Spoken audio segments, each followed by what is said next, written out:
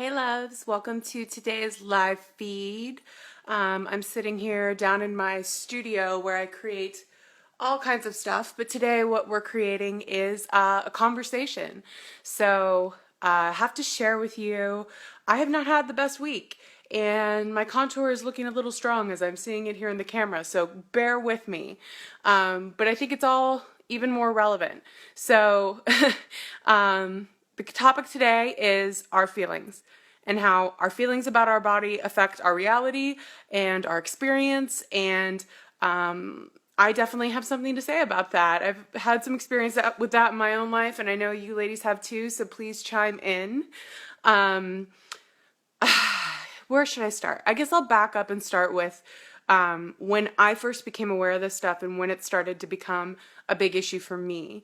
So about 2 years ago, right before I signed my first modeling contract, yay, I was stuck in a place in my life where I felt bad a lot of the time. And it wasn't because good things weren't happening to me. They totally were. I just felt like I wasn't able to be who I wanted to be. And I was really unhappy with my body. I was approaching 30 at that time and I had gained weight and I didn't fit into some of the clothes that I used to fit into. And I was starting to think like, oh my God, does this mean like I don't matter anymore? Does this mean I don't have anything to give people anymore because now I have this body that I don't love, that doesn't feel like me? So that was kind of when I started paying attention to some of this stuff. And I've written about it before on the blog, and I'm not going to go through it all today, so I'll post some links in case you want to go back and read more about that. But the reason I'm mentioning it is because the minute that I started to pay attention to how I was feeling and patterns of how I was treating myself and how both, using extreme diet and eating and exercise habits to kind of cope with the way that I was feeling, but then also placing huge expectations on my body that caused me to feel bad as a result. So it was sort of like a vicious cycle that I was caught in. And I didn't feel great most of the time, whether it was emotionally or physically. And I think there's a strong correlation between how we feel emotionally and physically that's worth discussing. I guess what I would say is I came to a point in my life where I realized it's important to address this stuff. And so that's what I began to do. Moving in, to later in my life, I saw a huge shift when I chose to embrace my body the way that it was and started trying to pay better attention to how I was feeling and do more to really take care of myself. I saw a huge shift within a couple months. I signed a modeling contract and literally my whole life transformed. My career, how I spend my time, where I'm living, all of that changed. So that's just to impart the importance of this stuff to you, that it really does matter and it can really absolutely impact your experience. So fast forward, I guess, to like this week when I got some news that made me kind of sad. It was disappointing and it brought up fears that I have about myself and my career. Thank you, Sam, for your sweet comment. You inspire me too, and thanks for being part of this today. So I got some disappointing news, and I started to go like back into feeling bad about myself, back into thoughts that were based in fear and not in love for my body. And there were two things that I wanted to do.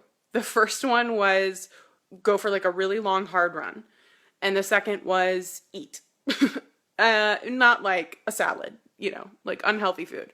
So both of those things would have been examples of the way that I used to treat my body. I've worked out so hard and battered my body to the point where I permanently damaged my back. I needed surgery. And so I can definitely tell you that that's not the way to go. As much as moving your body can be a healthy outlet, you really have to temper that and be sure that you're not abusing your body. And then also eating, it's not eating for pleasure. It's not eating because you like the food. It's eating because you want to feel anything other than what you're feeling in that moment. So you're using food to access that. And that was the kind of eating I was feeling like doing the other day. So those two things would have been really detrimental to my body and myself and where I am in my life. So I decided instead to journal, which doesn't sound really exciting, or like when you're in the throes of an emotional moment, like journaling, you're like, come on, really? Journaling with the journaling? Can we really like, that's not going to help me. That's not going to make me feel better. And even as I was sitting down and picking up my journal and finding a comfortable seat to do a little writing, I was thinking those thoughts. I was like, this is not going to help. This is not what I need. But of course it absolutely was. It kind of helped me interrogate, well, why did I let this disappointing piece of news like put me into such a negative place? And so that was how I coped with it. So when we talk about feelings in our bodies, I think there's so many different directions we can go, and all of you have your own experience with your bodies. I know that a woman wrote on my Instagram today that she, like me, approaching her 30s, changed her experience completely because she started to feel better about her body and she started to have kids. And I think when women have that experience, I have not yet had it, but I see this happening for other women. And I think it's awesome. When women start to have children, like they become more appreciative of their bodies because of what their bodies can do, because their bodies are where life is created, and there's nothing more beautiful than that.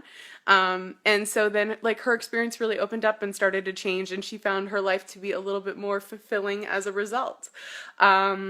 So that's, one woman's experience, but I know everybody has their own. So please chime in and let us know what you're going through with your body, and what's worked for you. I'm going to kind of keep riffing here on what I've been through in my experience, but by no means is that the only one out there. So, yeah, I started to pay more attention to how I was feeling day to day. And I started to pay attention to the relationship between when I felt bad and then the next thing I would go and do. And a lot of times that was either eat, sometimes it was drink a glass of wine, which I know a lot of us like to do. The other times it was go to the gym and like pound on my body. Even after I'd been through back surgery and recovered and gone through like 7 years of trying to be back in a place where I could be physically active again, I would still snap back into that habit. And then I would spend a couple days afterwards unable to work out the way that I wanted to because of what I had done to my body.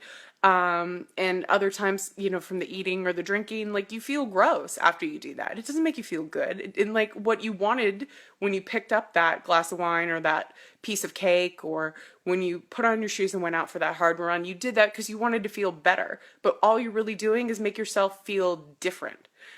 So different is not always better. And I think it really has to all come from love. And so it's important if you're struggling with, a tough time, or you're just in a cycle of feeling badly about yourself, you have to equip yourself with like some tools, some tips and tricks that help you feel better.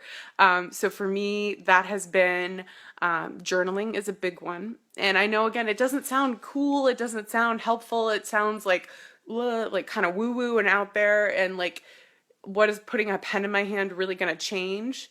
And what it changes is your awareness. It changes your awareness of why you're feeling the way you're feeling, and the things that are actually causing you to feel better. And I think that's probably the most powerful discovery that you can make, because if you can really figure out how to access the feelings you want to have, you can find a way to structure your life so you can have those feelings the majority of the time, which is the goal, 100%. So yeah, I think arming yourself with the right tools, journaling is a great one. Loving movement for your body. So not going for a long, hard run where you, pull a hamstring or are so tired and beat down afterward that you can't work out for 2 days after that. Not that kind of working out, but gentle movement, a yoga class. Go for a walk, go for a light jog, go put on your headphones and get on the elliptical. Go do a workout that you've seen in a magazine that looks fun and accessible and helpful for you. Those are all tips that I kind of keep in my hip pocket now. And then, I think food can be a great way to feel good and have a nice experience. I love to cook. I cook almost every single day when I'm home for my husband and for myself, because it's just a way that I feel like really connected and happy, and I enjoy the experience of putting all the stuff together. And then, I like putting that in front of my husband and seeing him enjoy it, or like guests that we have, or even when I just make a good meal for myself and sit down and maybe I do have a glass of wine in a healthy way. and enjoy that food and wine pairing. Like, that's all really good stuff. Eating healthy food, food that makes you feel vibrant and alive and more engaged, is awesome. It's the kind of like mindless eating to numb negative feelings that can be destructive. But food in general is a good thing. I mean, your body needs it to survive. Hello.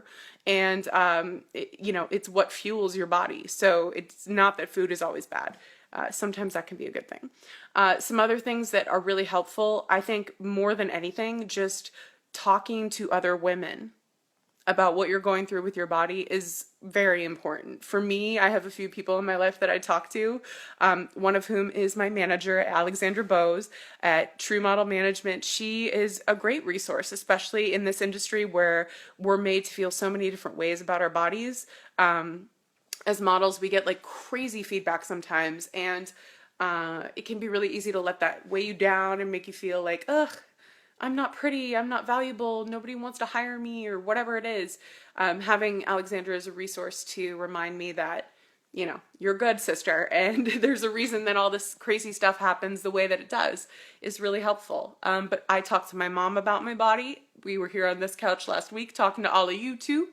And I also talk to my sister and my friends and just other women that I encounter. Sometimes it's like the woman standing next to you at the grocery store will just strike up a conversation with you, and before you know it, you've made a new connection there, and you've reminded yourself that you're not the only one struggling with food issues or trying to make a healthy meal for your family. So really opening yourself up to talking to other women about what you're going through with your body is something that's important and can make you feel a lot better, which is the goal. But I want to thank everybody who's weighing in the comments section. It's great to hear from all of you. I also want to encourage you, like, if you have a favorite self-care habit that you're in the habit of doing, please shout that out. You can post it now in the comments or afterward. There are probably, a shortage of women really being honest about what they're going through with their bodies in this world. So the more that we all speak up and share with one another, the more empowered we all become, and the better our experience will be overall. I mean, you can kind of look right now. I'm not a huge political person, but I think one thing that's interesting that's coming out of the current political conversation, and this isn't about taking a side in that discussion, but it's interesting to see how women are speaking up and saying, I'm tired of being marginalized. I'm tired of being told that my feelings don't matter, that my feelings aren't of value, that there isn't valuable information in the way that I feel. And I definitely have experienced that in my life. I was part of the military, which is a great organization in many, many, many ways. One thing that happens when you're in the military, for necessary reasons, people tell you to kind of downplay your feelings and to put those in the background because you've got a mission. So you got to put your feelings aside, and you can't always voice how you're feeling, and you've got to go forward and do what you need to do. And I get that in that context. It makes sense. So I'm not saying that's a bad thing when you're boots on the ground in uniform.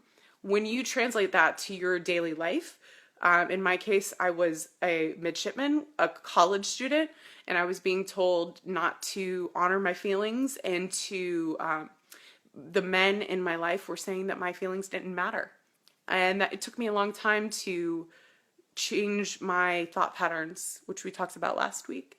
And to start noticing the information that was contained in my feelings, and to realize that there's a lot of wisdom there. So I think that's one interesting conversation that's happening in the media right now. Women are speaking up, they're claiming their experience, they're claiming how they're feeling, and they're saying, you need to pay attention to this, and this has value. So yeah, I would just say continue to do that however you need to. And it doesn't have to be in a public way, and it doesn't have to be in the throes of a political debate. It can just be as simple as, calling your friend and saying, I'm having a bad day. Can you help me with that? And then you find support, and maybe that person's going through something too, and you help each other. So just to kind of recap what we've discussed today in the video, first thing is I shared a little bit about my background and how transforming how you feel about your body can really transform your life. And I shared, how for me it was like a matter of 3 months from deciding that I wanted to feel better about myself to signing a modeling contract. So it's pretty concrete and like tangible, results there. We talked a little bit about the fact that you can do damage to your body by not paying attention to or trying to cover up your feelings. And you can also, in your efforts to try to change your body, create a lot of negative feelings for yourself. And actually, one thing I didn't talk about, there's a girl who shared her story with us on Instagram, and I mentioned her in my blog for Huffington Post this week. I'll post that link afterward. She talked about how she developed some mental illness issues and an eating disorder because she was trying so hard to lose weight and to be a weightlifter in the gym. And it affected her experience in a negative way. And she shouted us out and said, hey, reminder, overall health starts with being mentally healthy. So I want to thank her for including that message to us on the Healthy at Any Size Daily account on IG. So thank you for sharing your story. And if you want to see that, I'll post the link after this to the blog on the Huffington Post so you can read more about that. But I was recapping, so the backing up to why this stuff matters for me, the effect that it's had on my own life. I talked about how even now today, it's like crazy things happen in the modeling industry. This is something I continue to struggle with. So what I come back to are the tools and the resources that I know are going to help me navigate those situations. And those are healthy and loving ways to move your body, positive habits of nourishing your body with the right foods, and learning how to really enjoy food instead of viewing it as like this vehicle for all your bad feelings and eating foods that you don't really like just to try to feel better and in gross amounts. Like, no, we don't want to do that. The talking to friends is a big way to feel better. And also journaling can really be a great way to reframe how you're feeling about something, identify patterns in how you're feeling and how you're behaving, and just sort of, take a few minutes for yourself to process instead of always going from thing to thing to thing and taking action in ways that might be destructive. And then, it's important to share this stuff, not just as individuals, but globally, because we as women in this world need to have a more honest and broad conversation about what we're going through with our bodies. And sometimes, it's about learning from one another and trying to feel better, but sometimes there are greater forces at play that we can rally together and push back on and create positive change in the world by sharing our stories. And finally, why does it matter that we feel better? Why does it matter that I'm sitting here talking to you today? Why have you taken time from your day and all the amazing things that you're trying to do to talk about this? Because if we're spending all our time trying to lose weight, if we're spending all of our time, energy, and resources trying to take our bodies and get them to meet somebody else's standard for what is beautiful, what is perfect, what is acceptable, what is okay, that's what keeps us as a society stuck. That's what keeps us as women stuck in lives that we're not happy with, jobs that we aren't happy with, relationships that we're not happy with. We convince ourselves it's because, it's how I look, I'm not enough, I'm not good enough. If I were perfectly thin, then everything would be better and people would treat me the way I want to be treated. And the truth is, that's not really the case. And if you walked up to a beautiful woman or a woman that you think has a perfect body on the street today, she could probably tell you 10 things she wants to change about herself. There's no such thing as perfection. And if that's all that you strive for is physical perfection and external beauty, you will never, ever achieve it. So why all of this matters, why we are talking about this today, is because what you have inside you is worth giving. And it shows up in so many different ways.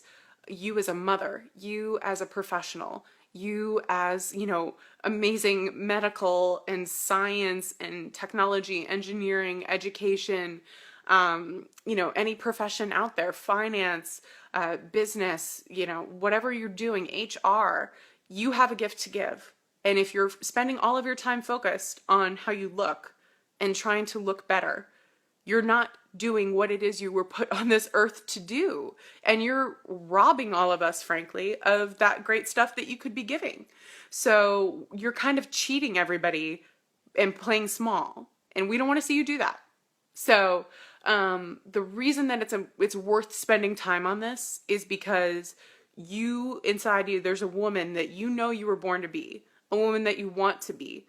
And the way to get to that state, which I like to call living at full amplitude, because it's kind of like you're full amplitude out there. There's nothing in the way of you being you, doing what you were put here to do. That is the goal.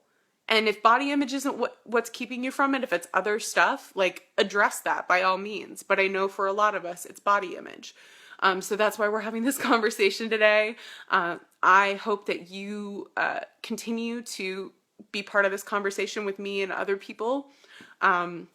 Please share these ideas. Please take them on, try them out. If they work for you, and I hope they do, that's wonderful. And if they don't, like, let's hear about it. Let's hear what does work for you, and we'll try to get that message out more in the healthy at any size world.